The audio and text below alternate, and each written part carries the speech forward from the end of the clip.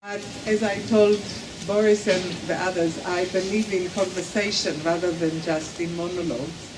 And while I hope to share with you what I believe are some of the central issues that are causing these radical changes, not only in Britain and not even just in Europe, but it's all a result of interactive processes that are happening all over the globe. I hope that you'll be able to take part in the conversation, telling me what is happening now here, specifically in Austria, because we're from afar. We were also following with some anxieties about what is happening here. And also, I hope to be able to explain more the local as well as the more generic conditions of this development. Now, I'm going to start to talk about maybe the second slide, about in the context of the rise of the European, but really this is an image I got about the rise of the European right, but there is a right, the rise in the right all over the world. At least in Britain, I don't know what the situation in Vienna, the left find themselves in a very, and the liberal center, find themselves in some kind of a quandary, because some of the most dangerous right-wing extremist movements grow all over the world, and if they are criticized, very often people who criticize them are accused with racism or Islamophobia or things like that. In a way, these kind of accusations are themselves a result of a racist homogenization of all Muslims, of all blacks, of all southern people, because it is perceived that if you are criticizing particular group, particular politics, particular organization, then in a way you are accusing all Muslims, all Southerns, all others.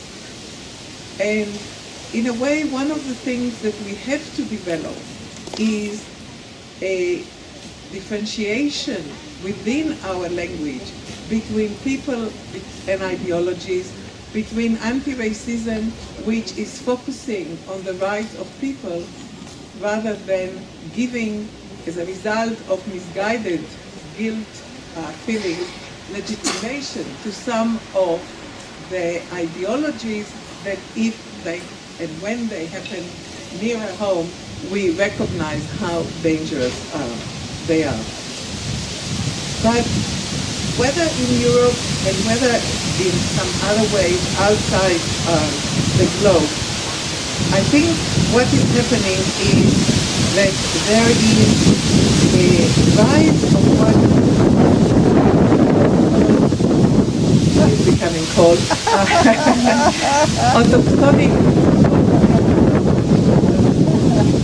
Hopefully I'll warm up. Oh, I feel like I just need knitting needles. Okay. Some of the politics that we see now that are called autochthonic politics are different than all the extreme right politics. And one of the interesting things is that many of these autochthonic political organizations take pride in always telling us, oh, we're not racist. So how come they think they are not racist? Because some of the ideologies of racism are constructed as if what we are talking about are about different races.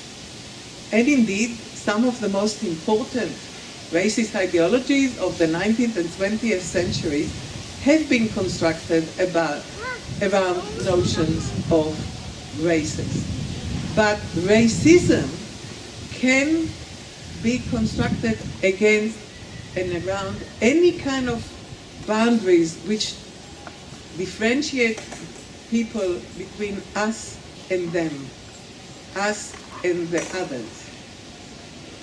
And while some of the racist ideologies are built around racial origin or origin in particular locale or a particular ethnic group or particular religion, any kind of a signifier of boundaries which can divide people to us and them can be used in order to elicit racialization.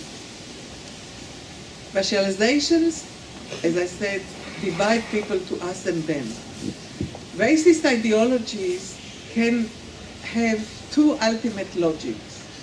One logic is of exclusion, which in the most extreme form, as we know, also lead to genocide and physical annihilation. The other logic of it is of exploitation, which is the most ultimate form, brings to slavery. Different forms of racism and racialization can affect us and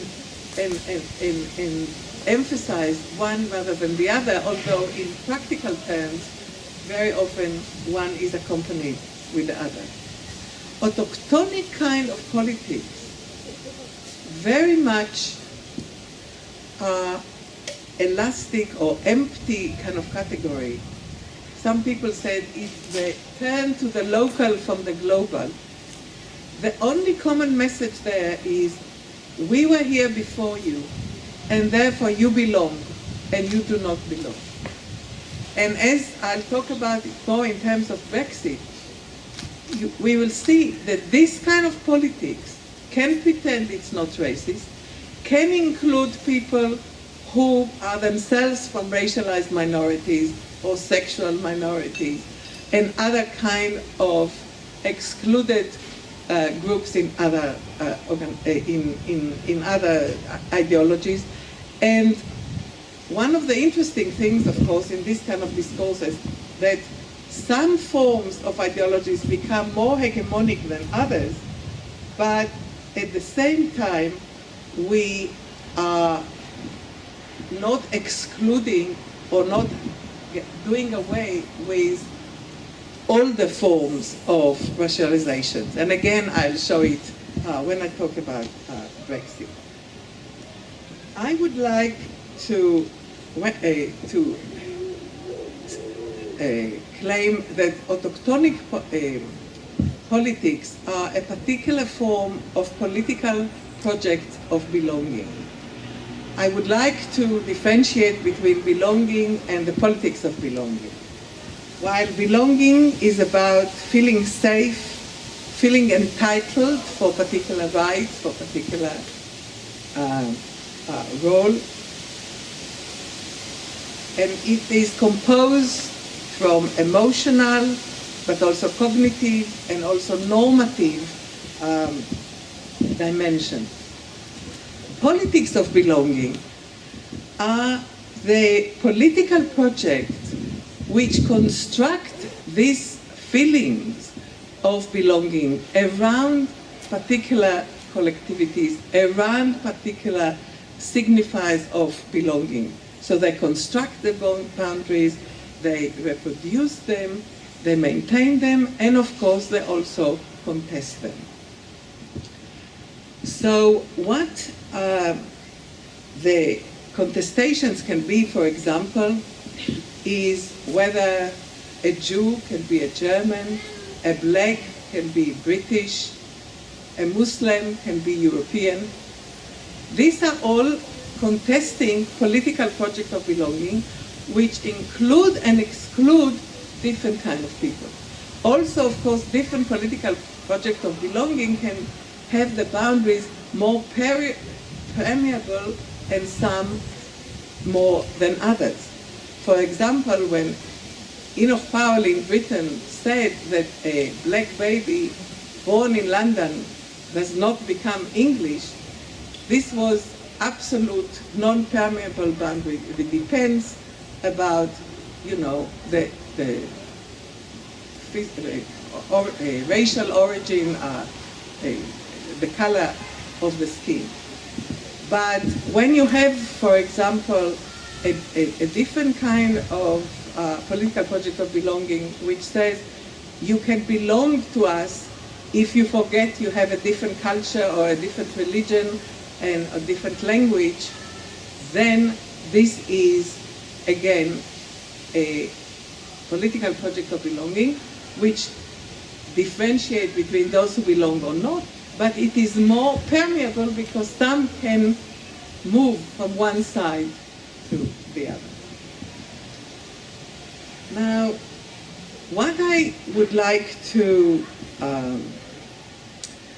argue is that the recent rise of autochthonic politics of belonging, which affects so much of the global, European, and local politics, relates to what I was calling, and this is the next slide, the double crisis of governability and governmentality.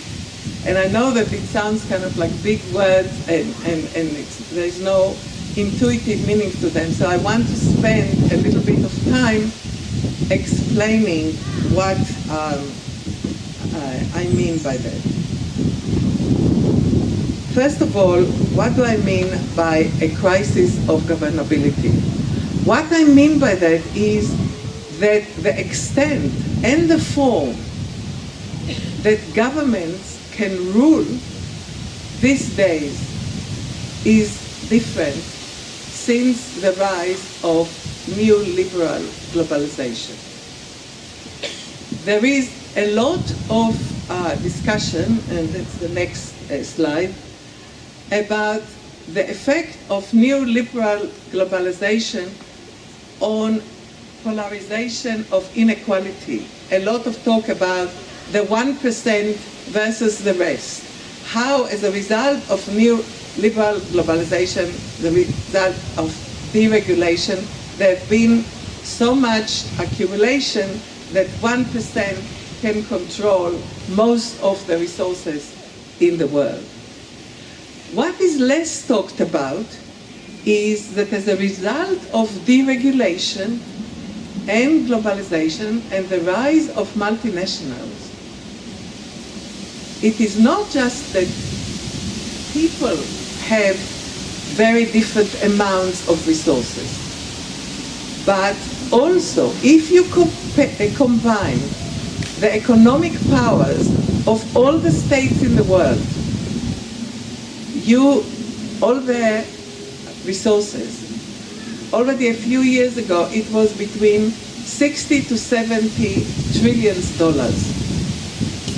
If you combine the economic resources of all the multinationals, you come to a number of 600 to 700 trillion dollars. In other words, the economic powers of multinationals is about 10 times more than of all the governments of all the states in the world. And that includes the United States and China and Britain and Germany and all the richest state in the world. Which means that the relative power of states versus multinationals has changed very much. Interestingly, historically, of course, this has been a result of acts of state. A lot of it we know about Thatcher and Reagan and the deregulations in the 70s. But what people think less often is about the act of companies, this LTD that happened, about limited liability. Originally, when the application came in a court to the United States, there was a very small majority which agreed to this transformation. And the court agreed, believing that this will enable economic development much easier. And of course, it has been, because it means that there is no personal risk to the people that run the various economic endeavors. Because if they fail, it's not their liability. Moreover, if they fail, and if there is changes in condition in the local market, for example, the workers organize, or there is a war, or there is something else, we are living in a time that Zygmunt Bauman called liquid modernity.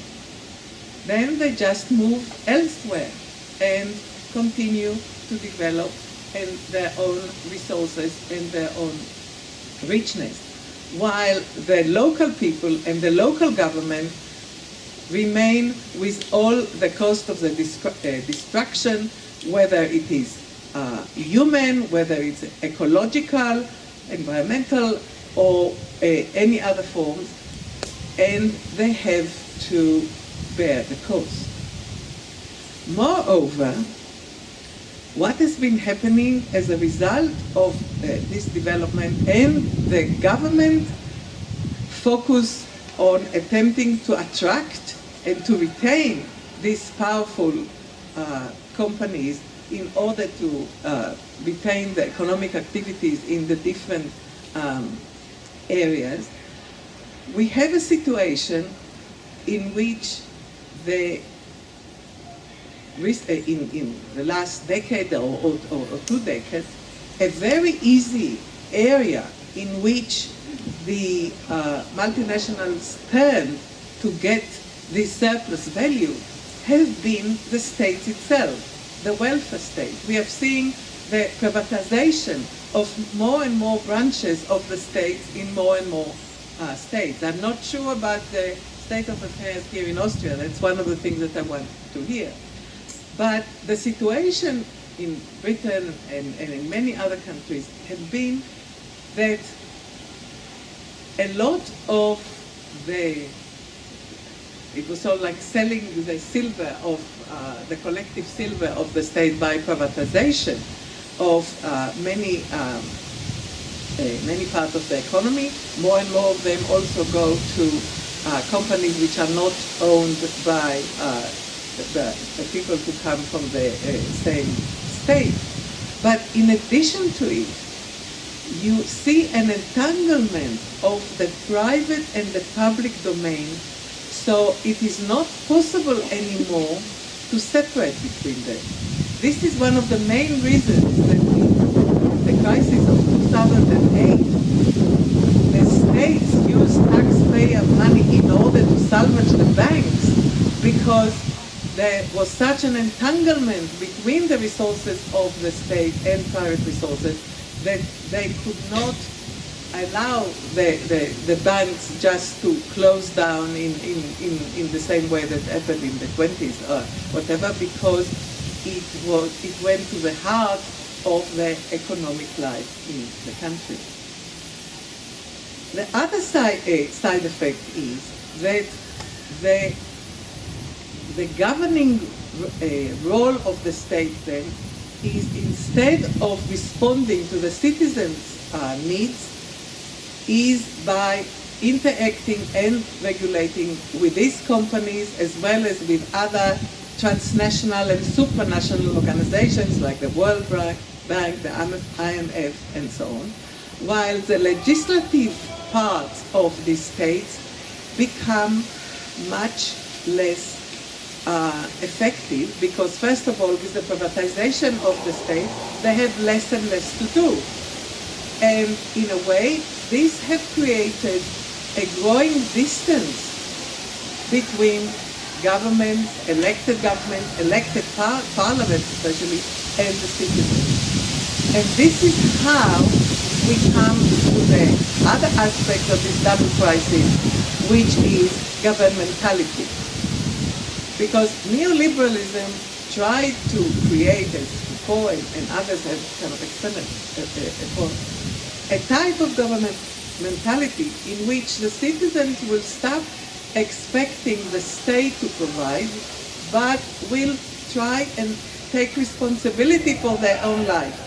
If they're not successful, it is their responsibility. If they fail, it's because something is wrong with them rather than the system. If they're unemployed, etc., etc. But of course, there is a tipping point in which people stop buying it. What they realize is that it is the system, the government, the society. And whatever they're going to vote, the government more or less are going to do the same for the reasons that I talked about for the crisis of governability. So they stopped voting, they stopped caring what is happening in the state. They are turning to other forms of engagement or other form of alienation. And again, when I'll talk about Britain, we will see how these have had a very important role in influencing the result of the Brexit. So, what is happening is that